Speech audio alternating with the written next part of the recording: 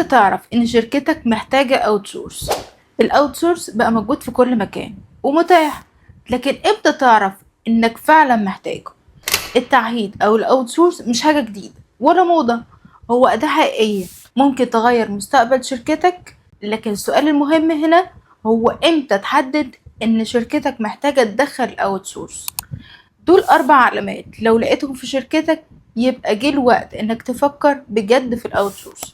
اول حاجة ان الوقت مش كفاية، لو يومك بيخلص وانت لسه غرقان في شغل اداري ومش قادر تركز على انك تكبر الشركة. وتاني حاجة لو فريقك غرقان في تفاصيل ملهاش علاقة انه بيكبر الشركة زي الورق والتأمينات وغيره. تالت حاجة لو التكاليف عالية والنتائج مش واضحة، يعني انت بتدفع كتير والكفاءة ضعيفة. رابع حاجة ان الاخطاء بتتكرر او في كومبلينز كتير من الشغل، ودي اكتر حاجة ممكن تضر شركتك قدام عميل او قدام الجهة القانونية.